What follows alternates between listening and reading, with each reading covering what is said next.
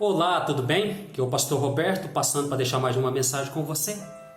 Você já perdeu algo? Eu já perdi. Já perdi chave, carteira, dinheiro, mas a gente não gosta de perder. E o mundo não dá valor para quem perde.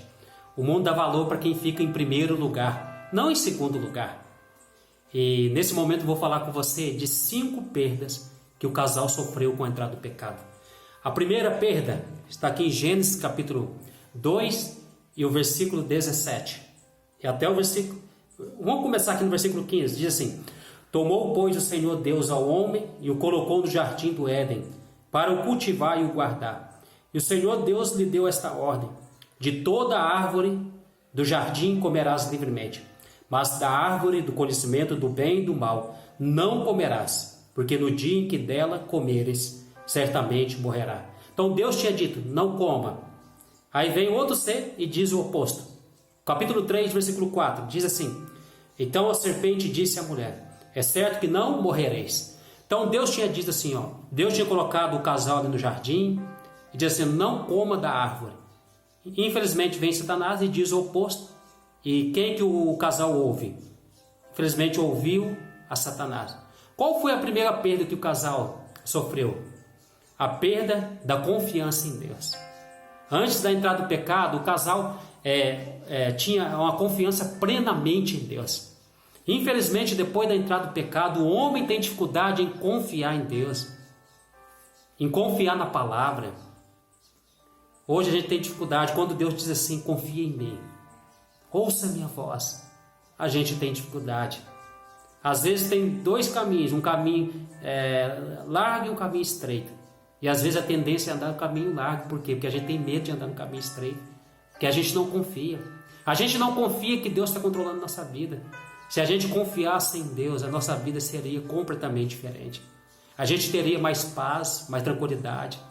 A segunda perda está aqui no capítulo 3, versículo 7. Diz assim: Abriram-se então os olhos de ambos, e percebendo que estavam nus, coseram folhas de figueira e fizeram cintas para si.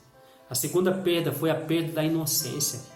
Antes da entrada do pecado, o homem tinha uma santidade. O homem era puro.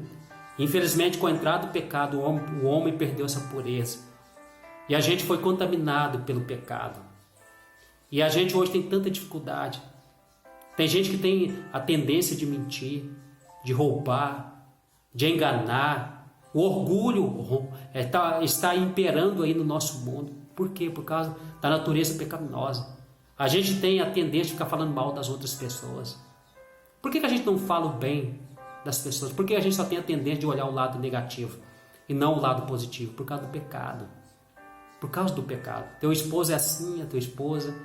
Às vezes teu esposo te trata mal por causa do pecado. Teu esposo te trata mal por causa do pecado, por causa da natureza pecaminosa. A outra perda está aqui no versículo 8 até o versículo 10, que diz o seguinte: Quando ouviram a voz do Senhor Deus, que andava no jardim pela viração do dia, esconderam-se da presença do Senhor Deus, o homem e a sua mulher, por entre as árvores do jardim. E chamou o Senhor Deus ao homem e lhe perguntou: Onde estás? Ele respondeu: Ouvi a tua voz no jardim, porque estava nu, tive medo e me escondi. Então, a outra perda foi a perda do relacionamento. Antes da entrada do pecado, o homem tinha um relacionamento face a face com Deus.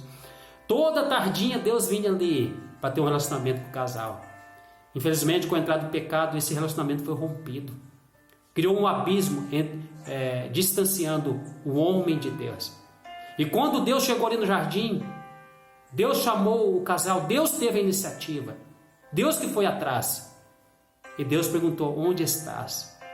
Ele respondeu: Tive medo, porque ouvi a tua voz, tive medo e me escondi. Infelizmente, depois da entrada do pecado, o homem vive fugindo de Deus, longe de Deus, correndo de Deus. E a gente faz aí um evangelismo, convida tantas pessoas, distribui aí convites, poucas pessoas vêm. Às vezes eu convido alguém para estudar a Bíblia comigo, eu percebo que a pessoa tem medo de conhecer a palavra, a vontade de Deus. Tem gente que tem medo, tem resistência em conhecer a Deus. Por quê? Por causa do pecado. O pecado rompeu esse relacionamento. Por isso que a gente tem medo de Deus. A quarta perda Está aqui no versículo 22, diz assim: Então disse o Senhor Deus: Eis que o homem se tornou como um de nós, conhecedor do bem e do mal. E assim que não estenda a mão e tome também da árvore da vida e coma e viva eternamente. A quarta perda foi a perda da imortalidade condicional. Como assim, pastor? Antes da entrada do pecado, o homem vivia eternamente, porque era imortal condicionalmente, tinha uma condição: obedecer a Deus, não comer do fruto. Infelizmente, o homem desobedeceu e a morte passou a reinar. E hoje a gente convive com a morte. Você vê pessoas que você ama partindo. Isso machuca você, você tem saudade por causa do pecado. E uma notícia ruim para você: você está morrendo, eu estou morrendo. Veja os sinais na nossa vida: a ruga, o cabelo branco. Tudo evidencia que muito em breve, se Jesus não voltar, a gente vai passar pela morte também. Então a gente, infelizmente, tem que convidar com a morte. Mas a gente não gosta de falar de morte. Eu não gosto de falar da morte. Por quê? Porque a gente não foi criado para morrer. A gente não foi criado, mas infelizmente todos nós estamos morrendo. A gente nasce aqui já para morrer. A gente tem aqui uma validade, tempo de validade aqui. Se Jesus não voltar, muito em breve, todos nós vamos passar pela morte. E isso causa uma deprê, um sofrimento. E a última perda, a quinta perda, está aqui no versículo 24.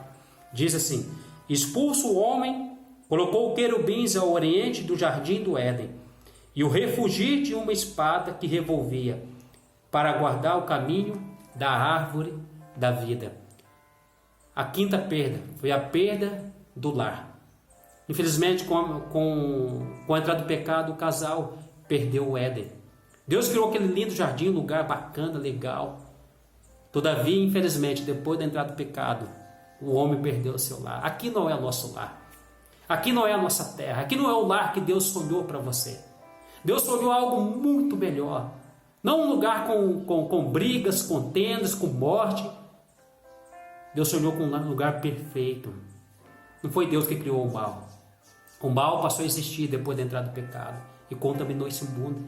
E a gente está vivendo um mundo cheio de pecado. Deus sonhou um lar muito melhor.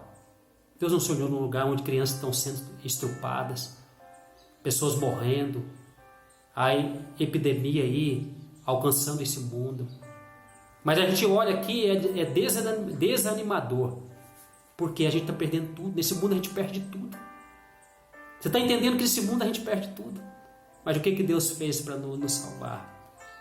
A Bíblia diz que Cristo deixou o céu e veio nesse mundo morrer no nosso lugar, para colocar um fim no abismo que separava o homem de Deus. E Cristo morreu ali. E através da morte de Cristo, do sacrifício de Cristo, nós teremos tudo novamente se a gente crer nele. Eu queria deixar aqui um texto com você, que está lá em 1 Pedro capítulo 5 e o versículo 4. 1 Pedro capítulo 5 e o versículo 4, que diz o seguinte: veja que promessa bonita que Deus faz para a gente. Ora, logo que o Supremo Pastor se manifestar, recebereis a inacessível coroa da glória. Veja que promessa bonita. Deus diz o seguinte: quando o Supremo Pastor se manifestar, a gente vai receber a coroa inacessível da glória. Aqui nesse mundo, infelizmente, a gente perde tudo. Mas com Cristo a gente ganha tudo. Você está entendendo? Talvez aqui você não vai ter uma boa casa, mas coloque os teus olhos no Supremo Pastor. Talvez aqui você não vai ter o recurso que você sonhava para manter a tua família, mas coloque os teus olhos no Supremo Pastor. Porque quando ele se manifestar, você vai ter a melhor casa. Você não vai precisar sofrer tanto, o trabalho não vai ser penoso. Então coloque os teus olhos no Supremo Pastor, porque muito em breve ele virá. E aquele que há de vir, virá. E quando ele vier, a gente vai receber tudo. Você está entendendo que sem Cristo a gente perde tudo? E com Cristo a gente ganha tudo. Por isso que você precisa crer nele. Crer na sua palavra, na sua promessa. Crer na volta dele. A gente olha para o hoje, a gente olha para o momento, a gente vê a situação tão difícil, a gente perdendo tudo. A gente acha que a gente ganha alguma coisa aqui, a gente não ganha nada, a gente perde tudo. E é questão de tempo. Se Jesus não voltar, você vai perder tudo. Você vai perder tudo. Então aprenda a confiar no Supremo Pastor. Olhe para Cristo. Entrega a tua vida a Ele. Permita que Ele guie a tua vida. Não é o momento de você permitir que Deus cumpra o seu propósito na tua vida? Então que Deus abençoe a tua vida. Um forte abraço. Sucesso!